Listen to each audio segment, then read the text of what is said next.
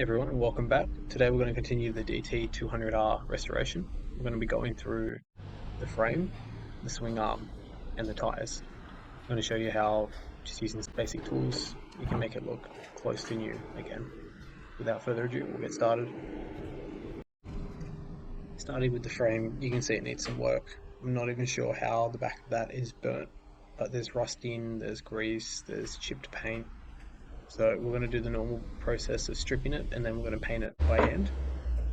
Hopefully this will be the last restoration where I'm painting with a spray can, and the next one will be powder coated or done professionally, better paint. But for now, this project, we're just going to strip it and then repaint it again.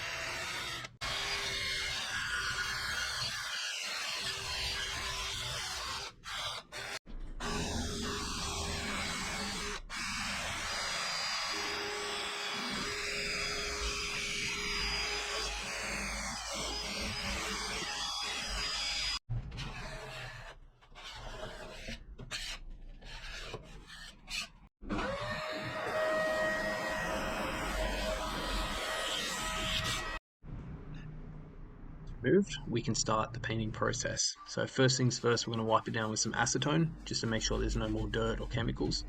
I am leaving some paint on the frame because it's going to give something the primer to bind to anyway, and just for the hassle to get every little part off, I thought it was more beneficial this way. After that, we're going to apply 2 coats of primer separated by an hour between them, and then we're going to do 2 coats of top coat separated by 24 hours between. Lastly, after that, we'll put a gloss coat over the top just to give it a nice shiny feel. But again, this should be the last build where I'm using spray cans. Hopefully from here we'll start mixing up some 2-part paint to make more of a hardened paint on the frame. If you have any advice with that, I'd love to hear from you in the comments. But yeah, we're thinking of running an air compressor setup, and we'd love to know what paint is best for these kind of bike frames. For now, we'll just paint with the spray cans.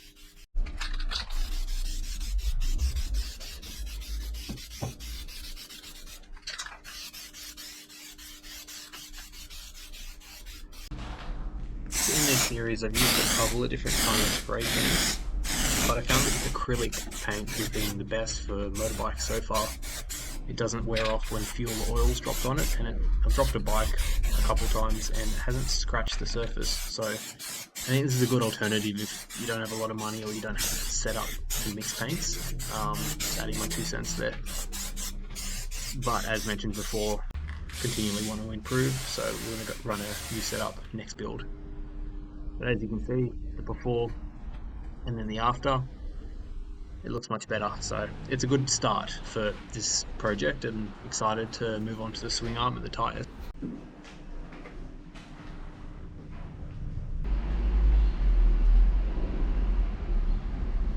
Swing arm's definitely worn, and there's a couple of deep scratches in there, as you can see on that front face above my hand. We're not going to be able to get that out, but we'll work with what we have here. I'm going to go for a brushed aluminium look. I'm not going to bother trying to paint it. First things first, I'm going to take everything off, and then from there we'll start the brushing process.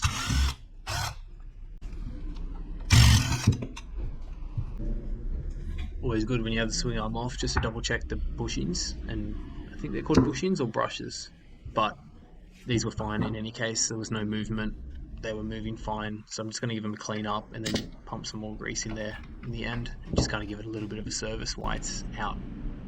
But as you can see, everything's out, and now we're going to start the process of cleaning. It's super simple to give it a clean and to achieve a brushed finish on aluminium. I'm going to use WD-40 for 2 reasons. Firstly, it will help get rid of the dirt, grime, everything else that's down there.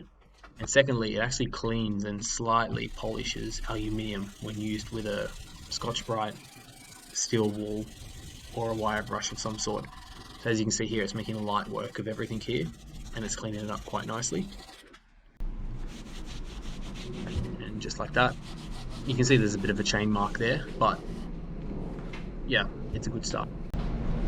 In addition to the steel wool, we're going to use a wire brush and a Scotch-Brite. It's going to pretty much achieve the same thing. It's going to clean the dirt and grime off it. But I found the wire brush on a drill just got a little bit deeper and brought out more of a aluminium colour. So it's kind of interchangeable. You can use either three. So I'm just, throughout these videos, you're going to see 3 different uses of it, but it all achieves the same.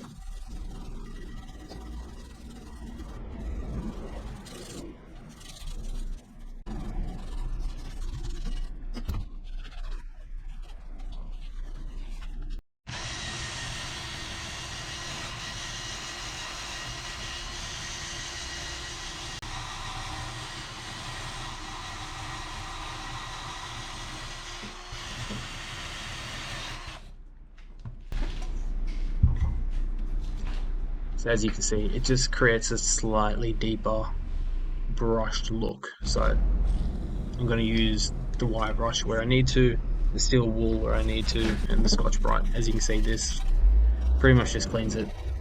Also, it doesn't really have much of a polishing effect to it as the wire brush did, or the steel wool, but just wanted to show you a couple of different options while you're here. If you want to do it at home and you don't have a steel wool or a drill or anything, there's a couple of different ways you can go about this.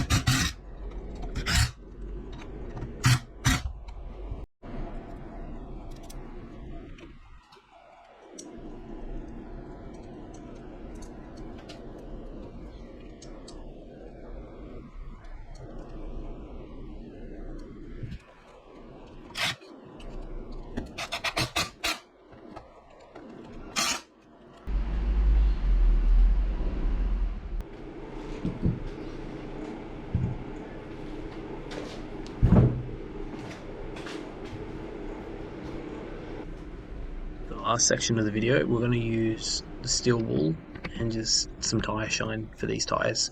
So the steel wool is going to get rid of scratches and some grimes on the rim, and then we're going to use the tyre shine to make the rubber look new again. But yeah, there was nothing really wrong with the wheels. The tubes are working.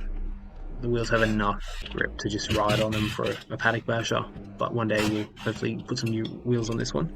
But yeah, just steel wool, WD-40, tyre shine, and these little simple things can make your wheels look brand new again, which you'll see at the end of the video.